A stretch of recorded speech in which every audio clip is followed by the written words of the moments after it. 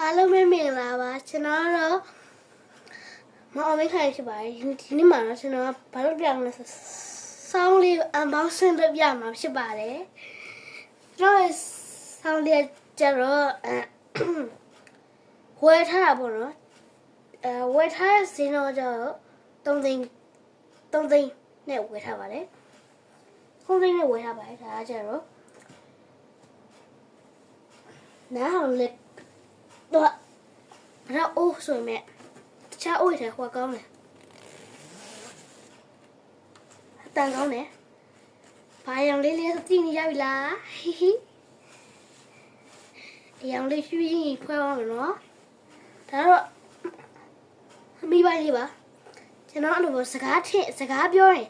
ထိတက်လို့မပါရင်တောင်းမှပါတယ်ဆောင်းအိပ်ပါပေါ့ခလေးပဲလွယ်လေးလို့ပဲတော့ဆောင်းအိပ်လေးရမကောင်းလေးဒီကောဝီမာတန်ဒါကျွန်တော်ပိုင်နဲ့ဆောင်းလေးပါပြပါမယ်အားလုံး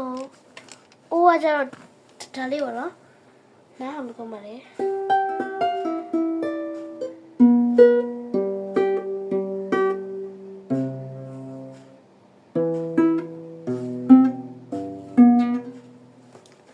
ကျိုးပထမဆုံးစညရဆိုတော့လေဒီကျိုးပထမဆုံးစညရမလို့လေကျွန်တော်ကသူ့အတမနီရလဲရှိမှာ